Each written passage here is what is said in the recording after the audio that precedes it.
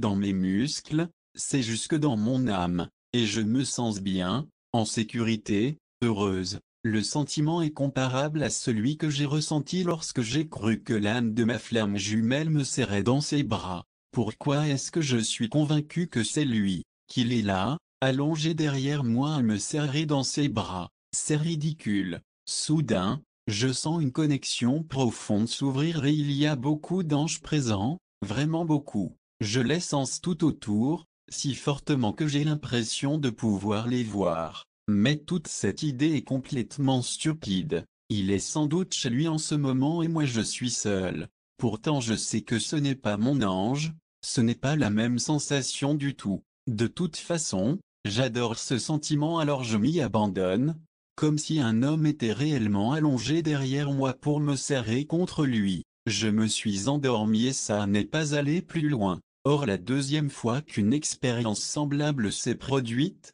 c'est plutôt moi qui l'ai rejointe. Je dormais, et puis je me suis réveillé d'un coup, incapable de cesser de penser à lui, comme si je ressentais sa détresse. Et puis j'ai ouvert la télévision et aux infos il parlait de quelqu'un qui avait été tué. Je ne suis pas certaine, mais je crois qu'ils se connaissaient. J'ai immédiatement fait le lien et sans même le moindre effort, je suis certaine que mon âme l'a rejoint pour l'éteindre. Toujours selon mon impression, j'ai l'impression que ça l'a aidé un peu 60. Il y a aussi des phénomènes complètement différents, mais beaucoup plus forts. C'est durant mon sommeil que ça m'est arrivé pour la première fois. Je faisais un rêve vraiment très étrange et qui n'avait aucun sens. Je m'étais retrouvé dans une salle de cinéma, menotté à un policier qui voulait m'arrêter, pour je ne sais quelle raison, mais je l'avais supplié de me laisser voir ce film avant de m'emmener. Il a accepté à condition qu'il reste avec moi et que je sois menotté au siège afin que je ne m'enfuis pas.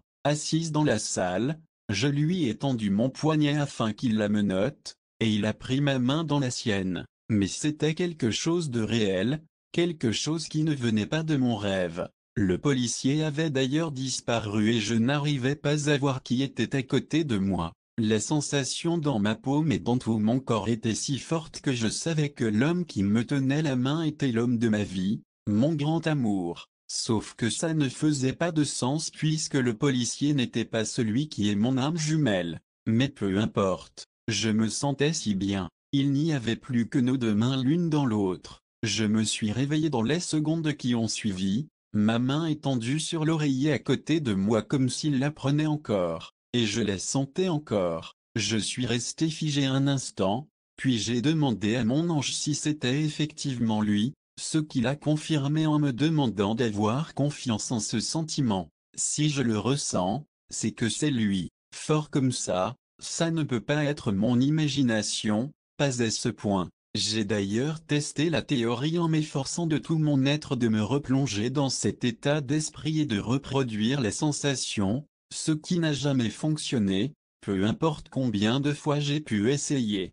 Leurs âmes sembleront sortir de leur corps pour se réunir comme je le décrivais plus haut. Ce phénomène est presque obligatoire pour que nous soyons en présence d'une relation d'âme jumelle. C'est d'ailleurs une illustration souvent utilisée lors de dessins d'âmes jumelles, deux corps desquels émergent deux âmes qui s'enlacent. Ce qui est le plus déroutant dans cette expérience, c'est à quel point le corps garde tout son contrôle, comme si l'âme possédait sa volonté propre qui différait de la nôtre, qui ne connaissait pas les limites terrestres.